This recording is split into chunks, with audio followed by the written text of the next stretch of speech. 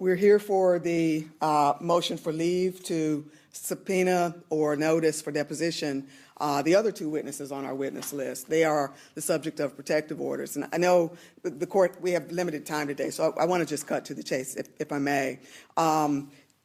Just suppose has written a check to me, and today I signed that over to counsel here. I cannot come back next week and assign that check over to counsel simply because I no longer have the check to assign. The Chase's lawyer, the one that's subject to disqualification, we believe, her involvement in an attempt to do exactly that is what puts her qualification at issue. The lawyer's name is. We believe that her testimony is presumptively necessary to support Chase's claim, because Chase's claim at this time depends entirely on a December 2012 assignment of mortgage from MERS to Chase. Drafted a complaint in October 2012 stating that an assignment from MERS to Chase not only existed but was attached to that complaint. That's in October 2012. That statement was verified by Chase Vice President also in October 2012. For reasons unknown, prepared another assignment from MERS to Chase that was executed in December 2012 by another Chase employee posing as a MERS officer.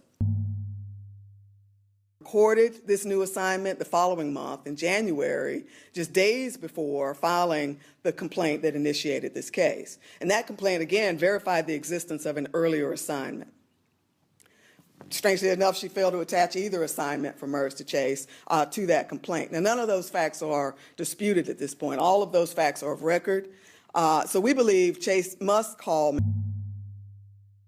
testify to the propriety of the December assignment, because their entire case at this point relies on it. No other witness can explain her actions to this court, but we believe the court needs to hear that explanation to determine whether she's necessary. Mind you, Your Honor, we're not arguing that she is a necessary witness today. That's something that the motion to disqualify counsel, the evidentiary hearing on that motion will determine. We are arguing, however, based on the facts I've just outlined, that she is a material witness, as are these other two witnesses, because, again, Chase's claim at this point relies entirely on an assignment of mortgage that actions have put into question. Now, there are, as I mentioned, a couple of other witnesses that we need to depose. Is the Chase Vice President who verified the attachment of the assignment in October of 2012. We believe the court needs to know whether she will testify to that fact at trial, or rather admit to perjury in her verification. Court needs to know that to determine whether is in fact a necessary witness. We've already handled that matter, is, again, the Chase employee who executed the December assignment on behalf of MERS. That assignment, mind you, stated that MERS, and I quote from the assignment, does hereby assign, transfer, and set over unto Chase the subject mortgage. That's in direct contradiction to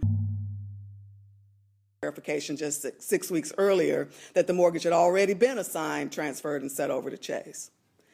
And so we believe the court needs to know how he was able to make that assignment, or whether, in fact, he was unable to make the assignment. The court needs to know that to determine whether, again, Ms. is a necessary witness in this case. I would just point out finally here that by drafting and filing the initial complaint with the Chase Vice President's verification, essentially attested to the existence of an earlier assignment. Now, we all understand that an attorney representing a client doesn't make factual statements on any personal knowledge. She's simply representing the client. But again, a quick aside, if little Johnny throws a baseball bat through a neighbor's window and a lawyer representing that neighbor writes a complaint saying Johnny threw the ball through the window, that's the client's statement. But if the attorney attaches the ball with shards of glass to the complaint and attest to that in the complaint, well, that's some personal knowledge involved there, that the ball is attached to the complaint. And that's essentially what we have in this case. And we would suggest that herself attested to the attachment of an October 2012 assignment on the initial complaint. In contrast, by drafting, preparing, and recording the December assignment, she essentially attested to the non-existence of that very earlier assignment. And so I think I'm sorry? Who wrote that up? My handwriting. I think the court needs to hear her explanation of those contradictions. There's one other minor contradiction. If you look at the assignment on the left, on the top left-hand corner of the assignment, the statute requires that the executor, which would be MERS in that case, list their name and address. And as you see, it's name and address. And so they are essentially representing both MERS and Chase in that transaction. I think there needs to be an explanation of all of those facts. And the court needs to hear that explanation and can only hear that explanation from Ms. to determine whether she is a necessary witness in this case. Bottom line, you want at a evidentiary hearing on your motion to disqualify. That's correct.